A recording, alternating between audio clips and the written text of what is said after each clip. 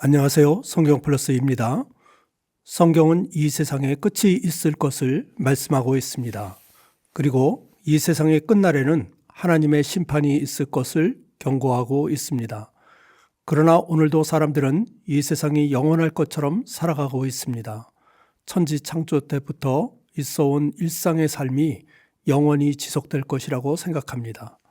그러나 오늘 6번째인 환상은 이 세상의 끝과 그날에 있을 하나님의 심판이 어떠함을 보여주고 있는 말씀입니다. 그렇다면 6번째인의 환상은 무엇일까요? 요한계시록 6장 12절 말씀. 내가 보니 6째 인을 떼실 때에 큰 지진이 나며 해가 검은 털로 짠 상복같이 검어지고 달은 온통 피같이 되며 하늘의 별들이 무화과 나무가 대풍에 흔들려 설익은 열매가 떨어지는 것 같이 땅에 떨어지며 하늘은 두루마리가 말리는 것 같이 떠나가고 각 산과 섬이 제자리에서 옮겨지매 6번째인의 환상은 하나님의 최종 심판을 보여주고 있는 계시의 말씀입니다. 하나님의 최종 심판은 온 우주 만물에 대한 심판이 될 것입니다. 땅에서는 큰 지진이 일어나고 해는 검어지고 달은 온통 피같이 변할 것입니다. 하늘의 별들이 땅에 떨어지고 하늘은 두루마리가 말리는 것 같이 떠나갈 것입니다. 각 산과 섬이 제자리에서 옮겨지게 될 것이며 온 땅과 온 우주 만물이 소용돌이 속에서 휘몰아치게 될 것을 상징적으로 말씀하고 있습니다. 그래서 어떤 사람들은 대규모의 지진이 일어나 세상에 종말이 올 것이라고 해석을 합니다. 또 어떤 사람들은 이 말씀을 핵전쟁으로 해석을 하기도 합니다. 또 어떤 사람들은 우주의 행성들이 땅에 떨어져 지구가 멸망할 것이라고도 합니다. 그렇다면 6번째인의 환상이 우리에게 주시는 교훈은 무엇일까요? 첫째로 이 땅에 영원한 것은 아무것도 없다는 의미입니다.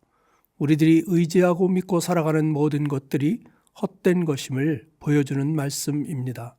오늘날도 사람들은 태양을 숭배하고 달과 별을 숭배하며 산과 바위와 온갖 피조물들을 섬기고 경배하며 살아가고 있습니다. 어제 떠오른 태양은 오늘도 뜨고 내일도 떠오를 것이라고 생각을 합니다. 그러나 성경은 이러한 모든 우주 만물의 피조물들이 사라지게 될 것을 말씀하고 있습니다. 그러므로 이 세상은 안전한 곳이 아니라는 말씀입니다. 이 세상은 영원하지도 아니하며 이 세상의 모든 것들은 다 지나가고 사라지게 될 것을 말씀하고 있는 것입니다. 우리들이 잘 아는 말이 하나가 있습니다. 이 또한 지나가리라. 다윗 왕은 큰 전쟁에서 승리를 한 후에 그것을 기념하기 위해 보석 세공인에게 반지 하나를 만들라고 하였다고 합니다. 보석 세공인은 반지를 만든 후에 글귀 하나를 새기고 싶어 하였습니다. 그래서 고민을 하다가 그 당시 왕자였던 솔로몬에게 찾아갔다고 합니다. 그때 솔로몬이 한 말이 바로 이 또한 지나가리라는 말이었다고 합니다. 솔로몬은 우리들이 이 세상에서 겪고 있는 기쁨과 환희, 고통과 슬픔, 이 모든 것들은 잠시 왔다가 가는 것임을 깨닫게 하여 주는 것입니다. 그러므로 우리들은 이 세상에서 잠시 주어지는 성공과 명예와 부요함 앞에서 자랑을 하거나 교만할 필요도 없습니다. 그렇다고 잠시 동안 겪게 되는 슬픔과 고통 앞에서도 낙심하거나 좌절할 필요도 없습니다. 우리들이 추구해야 할 것은 일시적인 것이 아니라 영원한 것이 있기 때문입니다. 그렇다면 이 세상에서 영원히 남는 것은 무엇일까요? 첫 번째로 예수 그리스도입니다. 히브리서 13장 8절 말씀. 예수 그리스도는 어제나 오늘이나 영원토록 동일하시니라. 둘째로 예수님의 말씀입니다. 마태복음 24장 35절 말씀. 천지는 없어질지언정 내 말은 없어지지 아니하리라. 세 번째로 하나님의 뜻을 행하는 자들입니다. 요한일서 2장 17절. 이 세상도 그 정욕도 지나가되 오직 하나님의 뜻을 행하는 자는 영원히 거하느니라. 마지막으로 사랑입니다. 고린도전서 13장 8절 말씀. 사랑은 언제까지나 떨어지지 아니하되 예언도 패하고 방언도 그치고 지식도 패하리라. 그런즉 믿음, 소망, 사랑 이 세 가지는 항상 있을 것인데 그 중에 제일은 사랑이라. 모든 성령의 은사도 사라지고 믿음도 없어지고 소망도 없어지겠지만 사랑만은 영원히 우리와 함께 할 것입니다. 두 번째로 6번째 인의 환상은 우리들에게 하나의 질문을 던져주고 있습니다. 그날에 누가 능히 서리요? 그 진노의 날, 그 심판의 날, 그때 누가 하나님 앞에 능히 설 수 있을 것인가를 질문하고 있습니다. 요한계시록 6장 15절 말씀, 땅의 임금들과 왕족들과 장군들과 부자들과 강한 자들과 모든 종과 자유인이 굴과 산들의 바위 틈에 숨어 산들과 바위에게 말하되 우리 위에 떨어져 보좌에 앉으신 이의 얼굴에서와 그 어린 양의 진노에서 우리를 가리라. 그들의 진노의 큰 날이 이르렀으니 누가 능히 서리요 하더라. 하나님의 심판의 날에 하나님의 진노를 피하려고 굴과 산들의 바위 틈으로 숨는 자들이 있습니다. 그들이 누구인가요? 그들은 땅의 사람들입니다. 그들은 하늘의 반대편에 서 있었던 사람들입니다. 그들은 7종류의 사람들로 묘사가 되고 있습니다. 땅의 임금들, 왕족들, 장군들, 부자들, 강한 자들, 종들, 자유인들입니다. 그들은 모두가 인간 사회를 구성하고 있는 조직들을 의미한다고 볼 수가 있습니다. 그들은 세상에서 땅만 바라보며 산 자들입니다. 하나님의 나라, 영적 세계를 바라보지 아니하고 오직 눈에 보이는 물질 세계만을 바라보며 산 사람들입니다. 그들은 모두가 하나님의 심판의 날, 그 진노의 날에 두려움에 떨게 될 것입니다. 그래서 그들은 산으로 동굴로 바위틈으로 들어가 숨으려고 할 것입니다. 그러나 그들은 하나님의 심판을 피할 수가 없습니다. 그들은 두려움에 떨며 산과 바위에게 말할 것입니다. 우리 위에 떨어져 우리들이 하나님의 진노를 당하지 않게 하라고 합니다. 차라리 하나님의 진노를 받는 것보다는 죽는 것이 더 낫다는 비명소리입니다. 그 심판의 날에는 능히 하나님 앞에 설 자가 없을 것을 경고하고 있는 것입니다. 예수님은 이렇게 말씀하고 계십니다. 누가복음 17장 26절, 노아의 때에 된 것과 같이 인자의 때에도 그러하리라.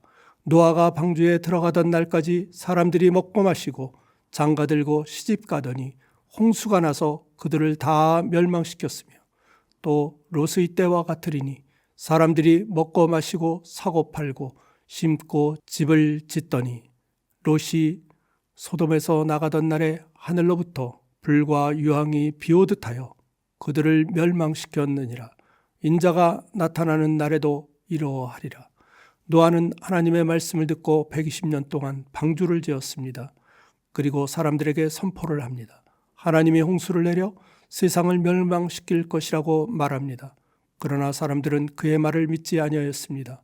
노아가 방주에 들어가던 날까지 사람들은 먹고 마셨습니다. 장가들고 시집가며 세상이 영원한 것처럼 살았습니다. 그러나 40일 동안 홍수가 나자 그들은 모두가 다 멸망을 당합니다.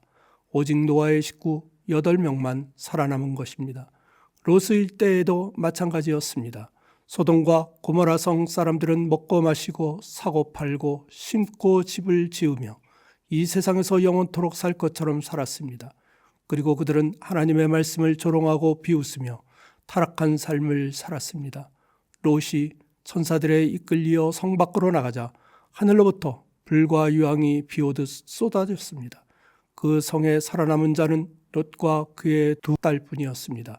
롯의 아내는 성 밖으로 나오기는 하였으나 뒤를 돌아보다가 소금기둥이 되었다고 합니다. 예수님은 자신이 이 세상에 다시 오시는 그날에도 그와 같을 것이라고 경고하고 계시는 것입니다. 오늘날도 사람들은 예수님의 재림에 대하여 조롱하고 비웃고 있습니다. 이 세상은 없어지지 아니하고 영원할 것이라고 말합니다. 그러나 예수님은 말씀하십니다. 요한계시록 6장 17절, 그들의 진노의 큰 날이 이르렀으니 누가 능히 서리요. 사도 베드로도 이와 같이 말씀하고 있습니다. 베드로후서 3장 10절, 그러나 주의 날이 도둑같이 오리니 그날에는 하늘이 큰 소리로 떠나가고 물질이 뜨거운 불에 풀어지고 땅과 그 중에 있는 모든 일이 드러나리로다. 노아의 홍수 때는 물로 세상을 심판하였습니다. 소돔과 고모라 성은 불과 유황으로 심판을 당하였습니다. 그러나 이제 예수님이 오시는 그날에는 땅의 지진과 해와 달과 별들의 재앙으로 온 우주 만물이 불의 심판을 받게 될 것이라고 합니다. 그래서 사도 베드로도 이렇게 질문을 하고 있습니다. 그렇다면 너희가 어떠한 사람이 되어야 마땅하냐? 그렇다면 우리들이 앞으로 어떠한 인생을 살아가야 할 것인가를 질문하고 있는 것입니다. 그리고 베드로는 우리들에게 이렇게 권면을 합니다. 첫 번째로 거룩한 행실과 경건함으로 살아가라고 합니다. 세상 사람들과 같이 세상 풍조에 밀려 살지 말고 오직 거룩함으로 세상과 구별된 삶을 살아가는 것입니다. 두 번째로 주의 날이 임하기를 사모하는 마음으로 살아가라고 합니다. 우리의 구원을 완성하기 위해 오실 주님을 기대하면서 주님의 재림을 사모하는 마음으로 살아가라는 것입니다. 세 번째로 예수님이 언약하신 새하늘과 새 땅을 바라보며 살아가라고 합니다. 우리의 영원한 안식처가 될 새하늘과 새 땅을 바라보며 소망 중에 즐거워하며 기쁨으로 살아가라는 것입니다. 우리 모두 오늘도 우리들에게 약속하신 주님의 오심을 사모하는 마음으로 새하늘과 새 땅을 바라보며 거룩하고 경건한 삶으로 살아가시는 모든 성도님들이 되시기를 간절히 기도합니다. 아멘.